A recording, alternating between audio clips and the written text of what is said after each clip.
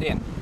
Mani sauc Kristaps Priekuls, es esmu kompānijas Trietel interneta pakalpojumu vadītājs. Šobrīd varbūt gribētu aicināt jūs pievienoties nelieliem izbraukuma testiem, jo arī mobilais internets Trietelam darbojas lieliski pārvietojoties. Kā arī redzat, šeit esam izvēlējušies tādu netradicionālu vietu filmēšanai.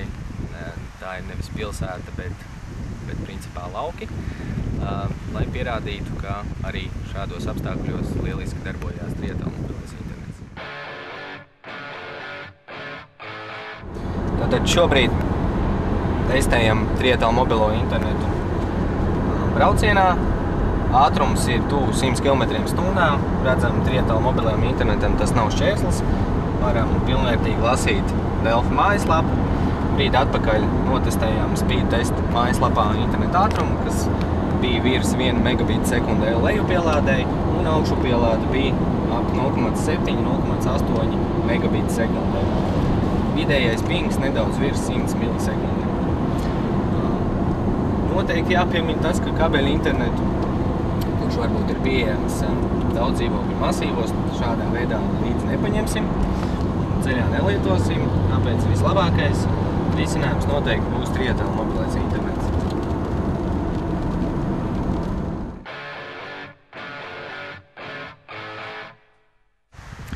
Kompānija Trietel tīri tehnoloģiski savus mobilā interneta pakalpojumus sniedz izmantojot CDMA video tehnoloģiju, kurā darbojās 450 MHz frekvencē. Šobrīd Trietel ir 200 bāzstacijām Latvijā, ar ko ir pilnīgi pietiekami, lai pārklātu šobrīd 98% Latvijas teritorijas un piedāvātu visos šajos 98% Latvijas teritorijas mobilā interneta pakalpojumus. Mobilo internetu iespējams pieslēgt jebkuram klientam, kuram ir vajadzība. Tam ir nepieciešams tikai un vienīgi dators, kas var būt portatīvais dators vai stacionārais, un interneta modems. Tajā gadījumā tas ir mazs mobilais modems, kur iespējams iegādāties sākot no 1 lata, noslēdzot ilgtermiņa līgumu uz 24 mēnešiem. Un ir arī risinājums mājām, risinājums birojam, modems arī apgādu Wi-Fi rūteri. Attiecīgi arī akumulātoru. Šī modēma cena ir sākot no 19 latiem.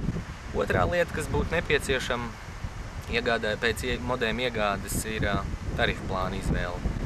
Tarifu plāns ar 5 latiem mēnesī, ar 500 megabaitiem, kas būs pietiekami, ja jūs internetu lietosiet stundu, 2 dienā, nelielos tātad daudzumos, dažādu e-pastu pārlūkošanai, ziņu lasīšanai, varbūt kādam maksājumam, kas nepieciešams interneta bankā.